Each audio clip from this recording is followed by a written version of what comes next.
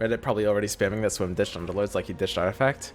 Yeah, it was kind of funny. Like every time that would happen with Artifact, like if I stopped playing for like an afternoon, people were like making posts that like I abandoned it or something. I don't know.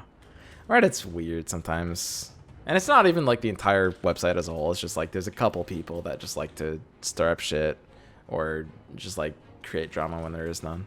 Which, yeah, I honestly get, because drama is kind of like fun. That's a large part of the reason like we even engage in communities at all. It's like to be like, ooh, when drama happens. Like it's not like I don't understand it. Yeah, it's like every time there's a streamer, like I'm gonna say like the phrase, I don't want to play Underlords anymore. And now that I said those 5 words together, someone's gonna clip that, put it on the subreddit, and be like, ooh. And it's like, I mean, obviously that's not even true, but you can make any streamer say whatever the hell you want. And that's why it's like it's a little frustrating at times, especially with like the whole Artifact drama, because like a lot of people, and I like, no joke, literally they were doing basically exactly that to make it seem like I was saying something like I wasn't, which it like there was literally like a bit in Arrested Development. There was like like they did that, and it's the kind of thing that is so funny that it shouldn't be happening like in reality. It's kind of like Trump being president, right? Where it's like it's the kind of thing that's so surreal that it's like it's funny, and it's the kind of thing you'd see in like a movie or like a show, but it's kind of crazy that it exists in the way that it does in reality. So you play a character basically, and then you just unlock other characters. So I'm gonna kind of explain this because there's at least some of you guys that don't know Slay the Spire, and I'm not an expert on the game by any means, but I know the basics of it. Okay, it's gonna be so refreshing now watching good stuff spam. Yeah, well, we'll see. So this is the start. There's this interesting mechanic where you kind of like choose which path you want to go down, and there's like different kind of points you want. I think I don't really value shops early because you don't really have money. I don't know what the meta is or like how good question marks are. This road has a lot of question marks. Are question marks plus EV? I'm gonna choose the question mark road.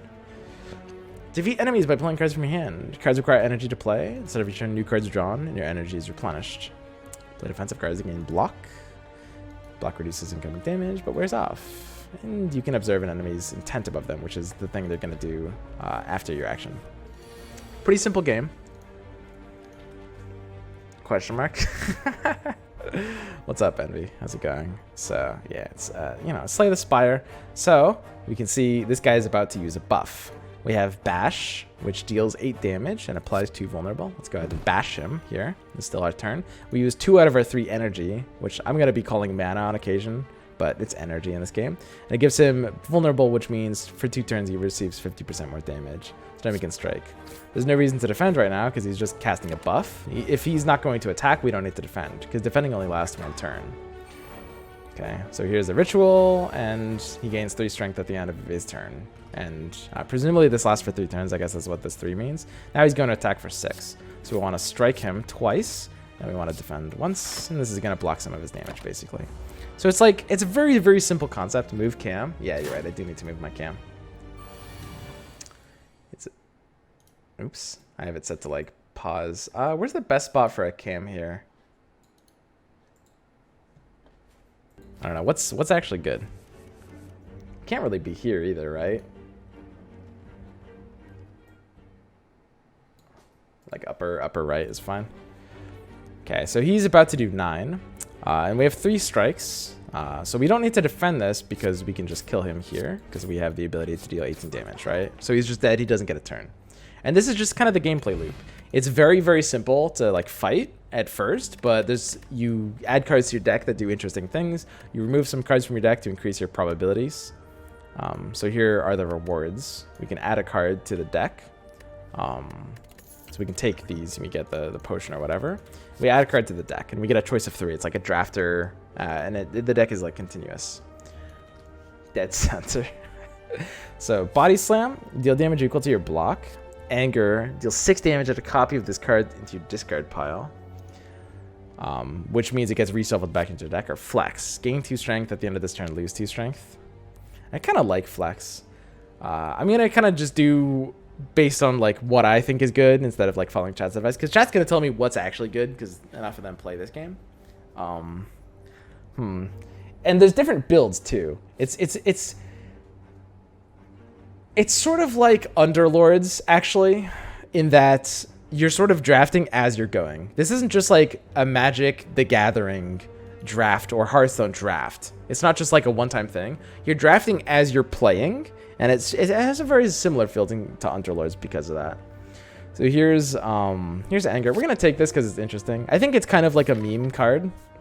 It's probably very good in the early game and like very weak later, would be my guess. So here's a merchant. We can talk to him. We don't have a lot of gold at this stage. You start with a certain amount, and you can add certain cards to your deck, or you can remove a card from your deck. Now, this is a really, really important thing to understand with playing this game. Removing bad cards from your deck increases your probability of getting good cards, right? Inflame. Inflame is pretty good. It's a nice early thing that's gonna do things. Well, we'll try that. You guys do know a lot more about this game than me. Well, I'm not gonna follow your advice to a T. I'm gonna make sure I'm picking like interesting things. Well, we'll respect that though. Inflame looks good. So here's an event. We can lose 3 HP with a 25% chance to find a relic. This just seems extremely plus EV at this point in the game. It's super early on. I lose 4 HP, 35% chance to find a relic. My odds are basically the same. It's 5 HP, 45% chance to find a relic. I mean, how is this not plus EV?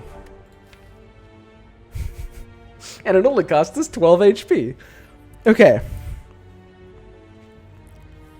So Shuriken, every time you play 3 attacks in a single turn, gain 1 strength. So relics are stuff that's going to permanently affect your builds. And your class starts with a relic too. So we're starting with the Ironclad class, which is kind of like the warrior basically. There's like a warrior, a rogue, a mage, and like a robot mage. I don't know. It's a little... I'm not sure the best way to describe the last two. But Burning Blood means we heal after each combat. So it's okay taking 12 damage there. Can't see the artifacts.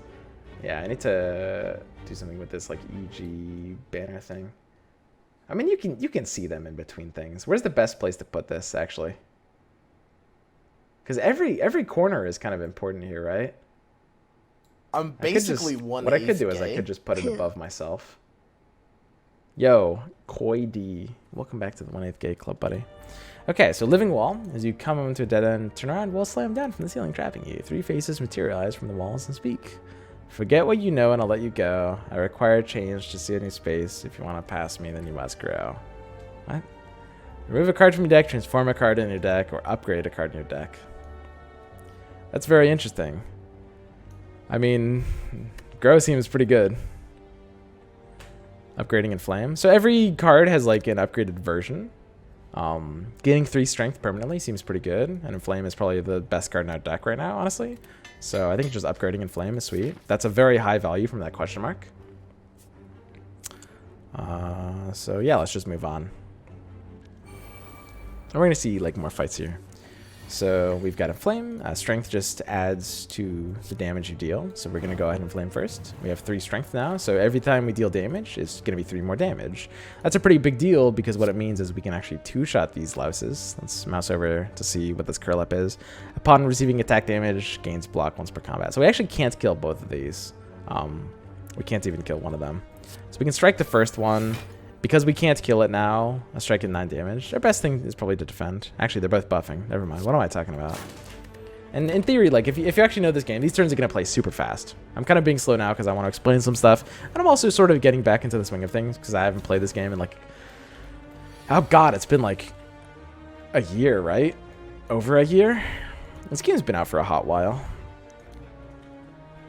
Okay, deal 9 damage and add the copy of the card. So that's pretty hot. It's pretty poppin', so we can just kill these here now. We have enough damage to. Oh, this guy rolls for 5 block. 11 and 2 vulnerable. Goes through his 5 block. So we can just bash and anger this one.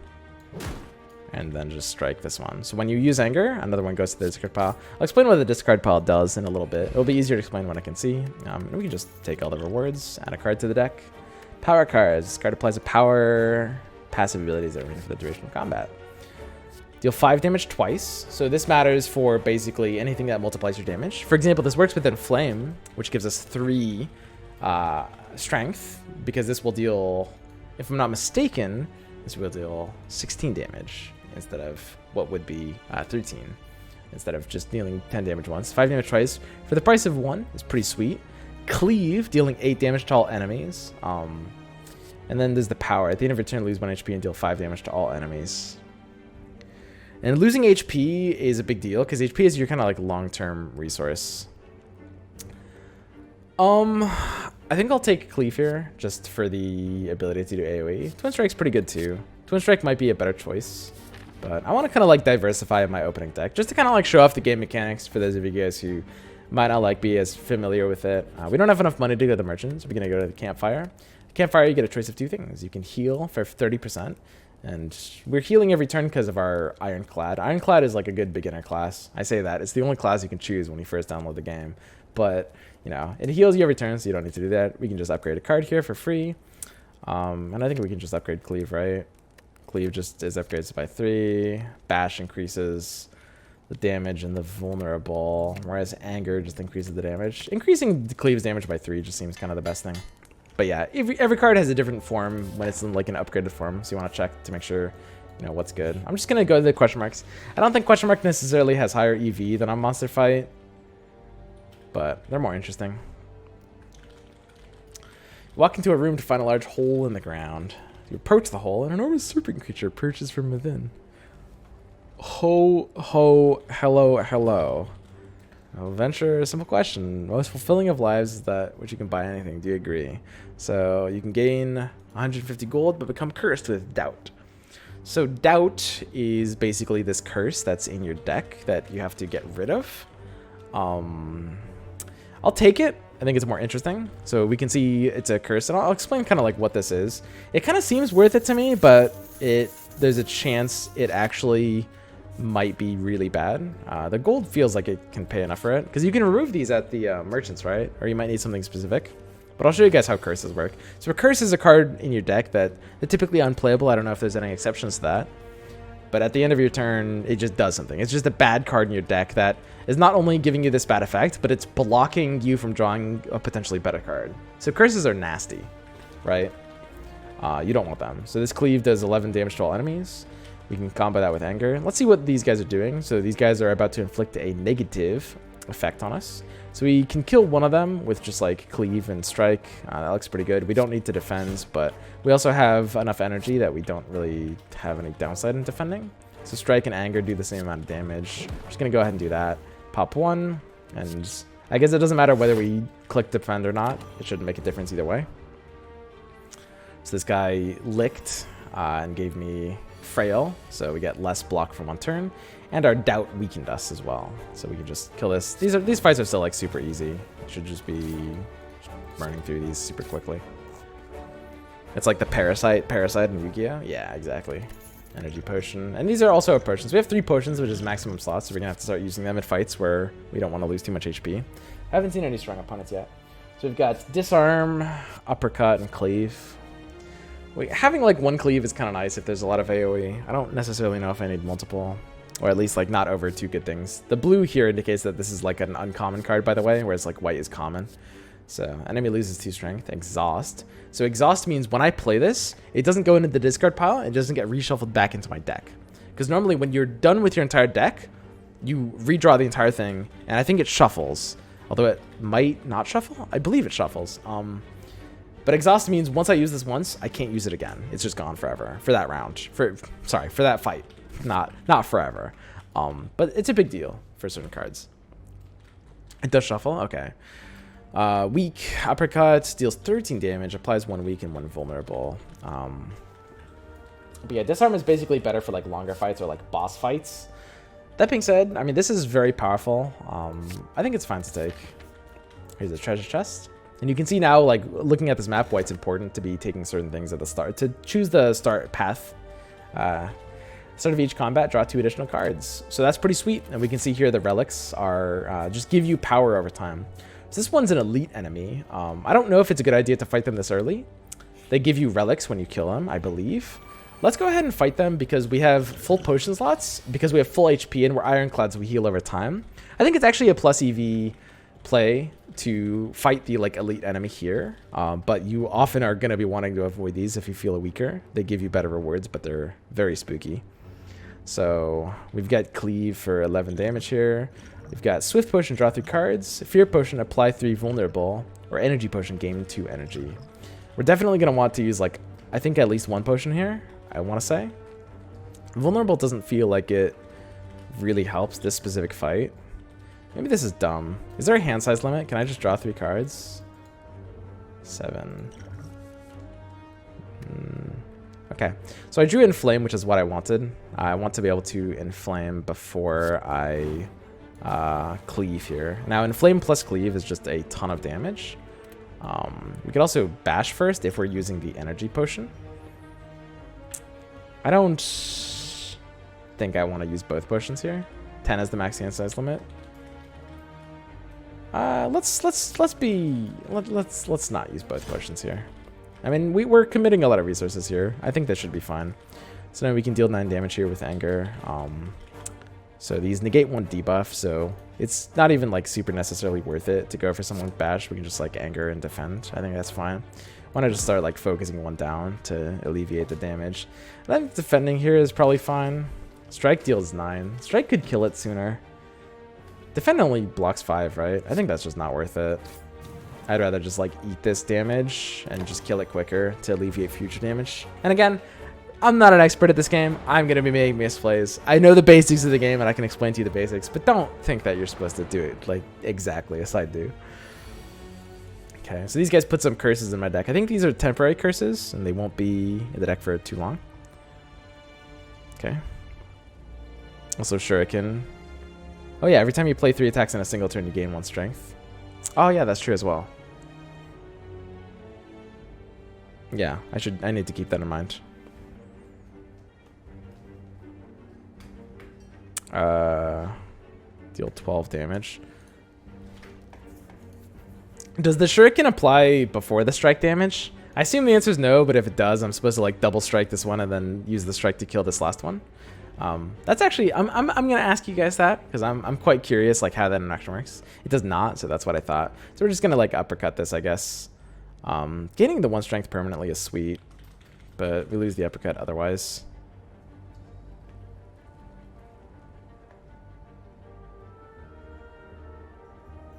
I mean, there's no reason to use uppercut here. It does nothing for us. We just want to gain the permanent damage. So we're just going to kill the one that we can kill and just start, like, doing this. So we're playing for Shuriken. We're using 3 attacks per turn to try to gain us 1 strength just for this fight. It's a little improvement. It's good for, like, very kind of aggressive and cheap builds.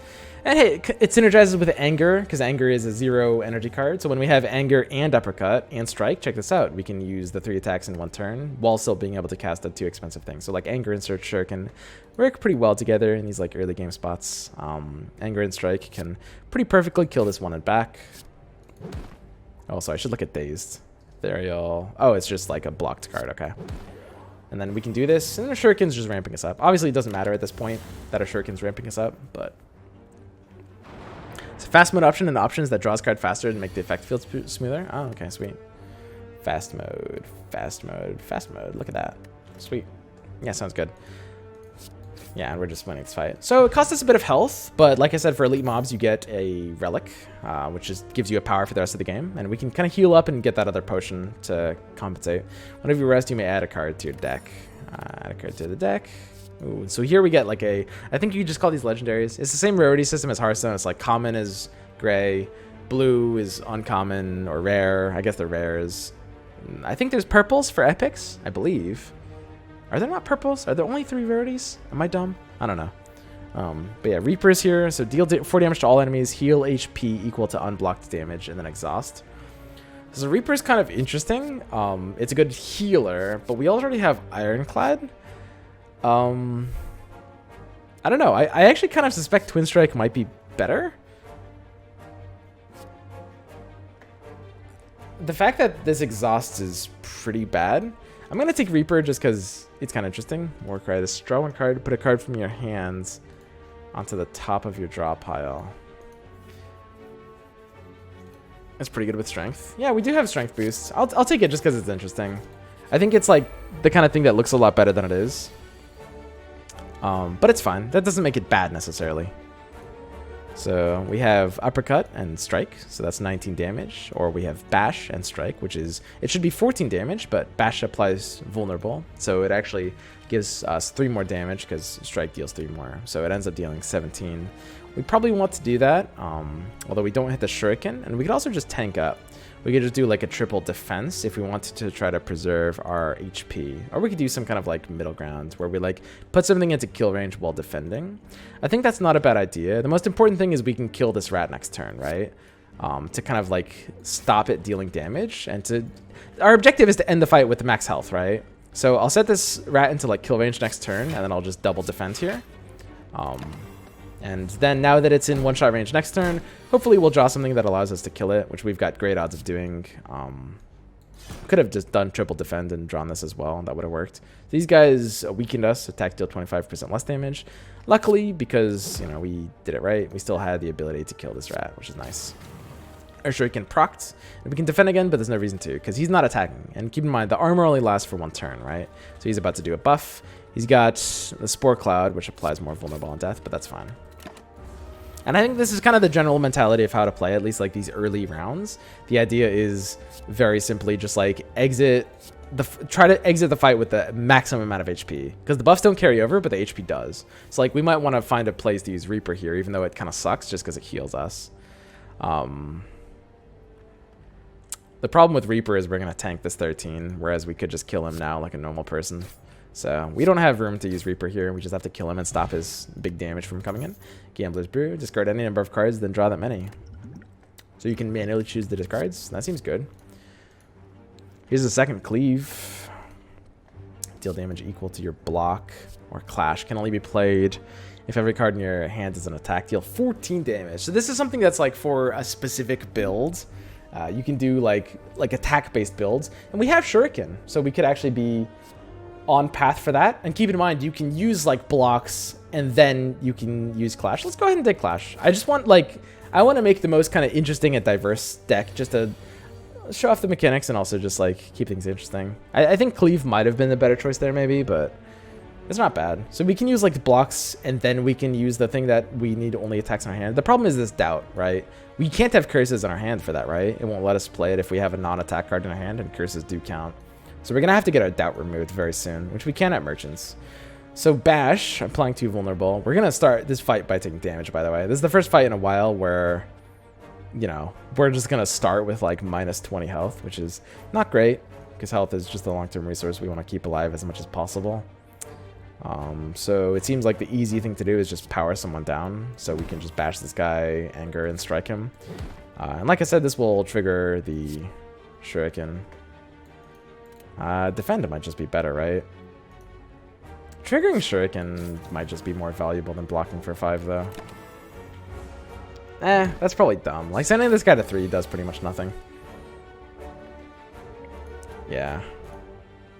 This is pretty spooky. So I think we Inflame Strike and then defends. I do want the permanent strength because it'll help me kill this guy and back quicker. And I need to kill this because it's stopping 8 damage. But then this strike doesn't do that much. And it doesn't even trigger my Shuriken. So I just want to try to block a little bit of damage at this point.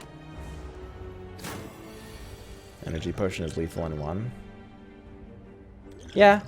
I should probably use potions more aggressively. That was my biggest problem when I was starting to play this game before as well. So Uppercut is pretty nutty here. The most important thing is being able to use Clash, and we can as soon as it's the only attack in our hand. So we kind of have to block here, right? Just so we can cast Clash. But we want to Uppercut first because it will make him take more damage because of vulnerable. And that's a nutty amount of damage here, coming in for 18. So he's down to 2. We actually almost just killed him here. But unfortunately, we had to cast Block because that was the only way to get to be able to play the God, what's it called? The one that is Clash? Yeah, Clash. Slimed. I don't think I've seen that before. So yeah, this guy's just dealing more and more damage. We had to kill him. See, I'm probably hoarding onto my potions a bit too much. I should probably have used that potion to save some HP in that fight. Life is usually more important. Potions' main use is to keep your life high. Yeah. Okay. So we'll try to work on that mentality because you guys are totally right. Pommel Strike. So we're in the Clash build. We want stuff that does plus attack, right? We're definitely in like a attack, very attacky based build. Pommel Strike just looks good. Iron Wave is solid as well. The card draw value is not really super important for me. Is Iron Wave actually better here than Pommel Strike? As much as I'm addicted to card draw, unless I have a ton of really cheap options, it's not really super useful. Whereas like the block with the damage is actually quite nice. It's very close. It's very, very close. I suspect the other one was the right pick. Pommel Strike upgrades into a draw too. Oh, fuck. That's crazy then. Dude. Dude, what? It upgrades into a draw too? Oh, that changes everything. So this is a thief. It's a little annoying. They steal 15 gold whenever they attack, and I think they like run away halfway through the fight. Like a fucking Pokemon. So. I think the easy thing to do is to, well, we can't enable Clash because we drew Doubt, right? And this is the problem with Doubt. So I wanted to like double defend into Clash, but we can't even do that here, right? So I think it'll steal gold regardless of the damage dealt. And even if I make it 0, it seems to be phrased that it steals gold no matter what. So I think I just uppercut on Pommel Strike. Just tank 10. Tanking 10 seems like a bad idea. I mean, health is just the most important resource. Let's just do this. We should Pommel Strike first. It's just like better habit building. Because Inflame would have been worth casting there, I think. Bash to apply vulnerable is kind of nice. But at the same time, I mean... So when do thieves run away? Because I think they do run away, right? I'm not just being dumb. Taking damage is usually the last option. Yeah, I think so. That sounds right. God, Cleave Plus is so good. 11 damage to all enemies. That just feels great. So we can't kill him here, which means we might as well Reaper, I think, because it heals us a little bit. So it just heals us for 4. Honestly, it's not bad. There's going to be some fights where that's going to heal us for a shit ton. So we can just pile on this guy with Angers. So you guys are going to see the upside and downside that is Anger build. Anger is... Yeah, we need to discard a potion here. This is why I was saying, like, we should just use our potions a bit more aggressively. Perfected Strike. I did like a big Perfected Strike build before when I played this game. We have a decent amount of strikes, right? Power through, add 2 wounds in your hand, gain 15 block. Wounds. Oh, I see. Ah, interesting. This preserves you a lot of health. This seems pretty good. 15 block. So weak potion. So we have to discard one of these 4 potions. We can creatures deal apply 3 weak so that they deal less damage.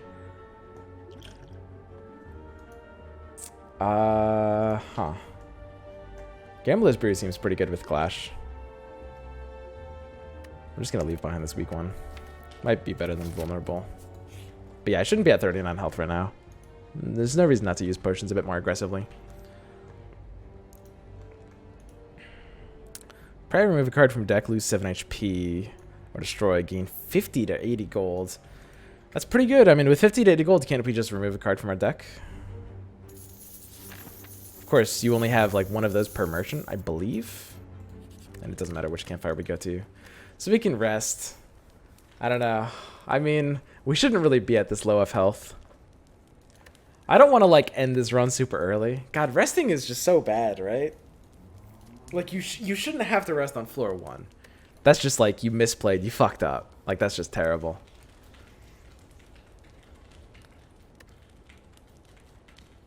Rest, you have Dreamcatcher. Whenever you rest, you may add a card into your deck. Oh yeah, Dreamcatcher makes rest better. That's true. I didn't even read Dreamcatcher. You're right, you're right. Flex. Shrug it off. So, because of Clash, we might want things that are attacks instead of skills. But we can just use Flex. I don't mind flexing on people. Shrug it off. It's not bad. I don't think I want it here, though. It kind of makes it... It definitely does make it worse with Clash. Flex with Reaper is tight. Yeah, I like Flex with Reaper, too. Let's go Flex. We already have the other one, too. So now we're at, like, the floor 1 boss.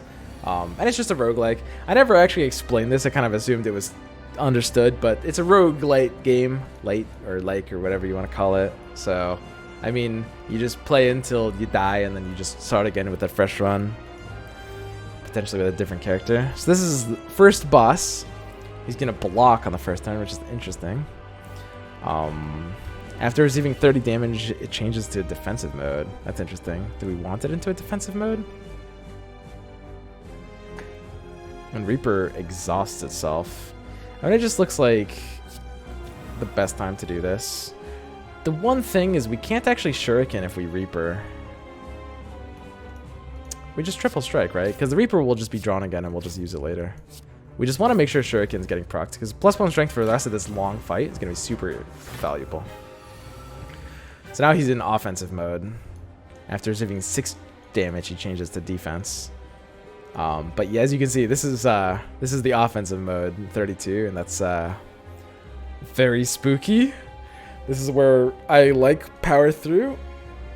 And I want to use Clash as well, so this seems like a really easy play. It's just you play your entire hand. Just block, power through. Oh wait, wounds. Yeah, that's the problem with power through and Clash. And this is why someone was saying earlier when I had Clash, drawing power through might have been a bad idea. Whoops. Ooh, that's not great. Dude, I don't want to lose to the first fucking run. Negative effect on you, retro. So uppercut is 17 damage for 1 weak, 1 vulnerable, which is just the amount of turns, right? Deal less damage with attacks, whereas this is more vulnerable. I mean, I don't need 1 weak. 1 weak does nothing. An extra turn of vulnerable might actually do more than this damage, right? I think it probably will, on average. Mode shift. So I'm not sure how this exactly works. You can shift its intent, I guess. I'll just cleave to deal damage. Hindsight, you could have used the discard potion to get rid of the wounds. Yeah, that's true as well. I should be like thinking about ways to use my potions in fights. But if it draws me something that blocks as well, like a block or something, that doesn't work. But it might be worth doing. I should be using these potions aggressively.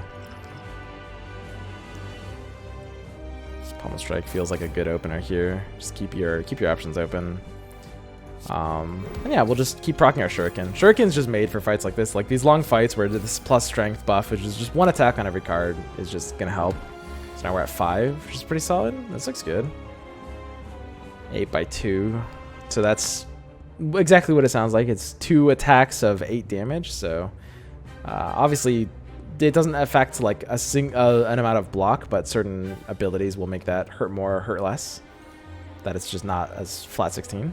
So yeah, here's the uppercut and bash conundrum again. And uppercut's actually good here. Weakening that 1 attack is sweet. So instead of 8/2, we can see it's 6/2 now. And I mean, getting 2 energy. We just not defend here. Not defending feels terrible. I mean, the priority is just keeping my health up, right? I can't be like proccing Shuriken right now. I could gain 2 energy. If you're gaining energy, it should be like early into a fight. Problem is then we're just bashing him, right? I can do this. It's fine. Because I do want to defend, but I also want to proc Shuriken. To maybe, because like if you proc Shuriken enough early, you know, every Shuriken has a chance of just making the fight last 1 less turn, and fight lasting 1 less turn is a really big deal because it just means there's a lot less damage I'm taking. I think I might be just like dying though. This is really bad. And here's the problem with power through and the problem with wounds. It's a really good short-term thing, but the wounds get reshuffled back into your deck. So like later in the fight, you're drawing literally like 4 wounds and crying, right? Yeah, Slay the Spire is a fun game. Actually, I'm kind of back into the feeling of it. So this, if I was like a veteran player of the game, I would have used this bit of a trick here to like do enough damage to make him curl up so that I didn't have to power through. Because he switched to defensive mode, which means he didn't even deal damage to me there. So we can just clash after defending 3 times. Feels good. So the 3rd defense doesn't matter because he's only dealing 9. But what it means is that we can use the clash. Clash builds are cool. You heal to full after each boss. Oh, that's good to know. I actually completely forgot that. So luckily, we're doing enough damage to beat him here. where you get to add a card to a deck. It's a boss card, so I guess these are 3 legendaries every time. Double tap. This turn, your next attack is placed twice. Ooh, we have some decently strong attacks. I mean, that'll work with Clash, right? But it might be better to use something that doesn't have 0 mana, because you're also cloning like the mana cost. Double tap seems sweet. Whenever card is exhausted, draw 1 card. Yeah. At the start of your turn, lose 1 HP and draw 1 card. So this is a power. These 2 are powers for the rest of the fight. At the start of your turn, lose 1 HP and draw a card. That's interesting. We'll take double tap. I don't want to do anything too fancy with Brutality. Brutality could be pretty sweet. And we also get a Relic draft, so we choose 1 of 3 relics. Upon pickup, unique curse and 3 relics. So this just gives us 3 relics. Gain 1 energy at the start of your turn. Future card rewards have 2 less cards to choose from.